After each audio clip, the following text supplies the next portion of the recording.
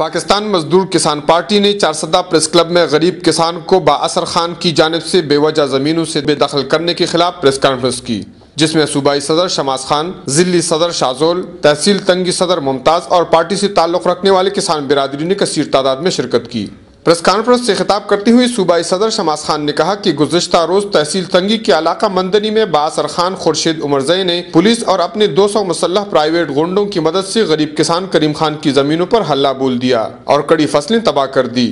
جبکہ مسلح گنڈوں نے پولیس کی موجودگی میں کریم خان پر فائرنگ کر دی اور ان کے بچوں اور عورتوں کی بے عزتی کر ڈالی۔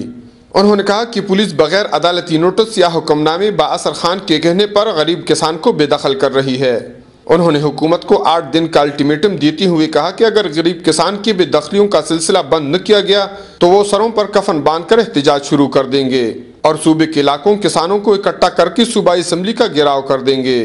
انہوں نے مطالبہ کیا کہ حال ہی میں زمین سے بے دخل کسان کریم خان کے خلاف جھوٹی FIR ختم کر کے مذکورہ خان اور اس کے مسلح 200 گنڈوں کے خلاف قانونی کارروائی کی جائے، بصورت دیگر فساد برپا ہونے، امن و امان کا مسئلہ پیدا ہونے اور خون خرابی کی ذمہ داری موجودہ حکومت پر ہوگی۔ کفایت اللہ، اے نیوز، چارسدہ۔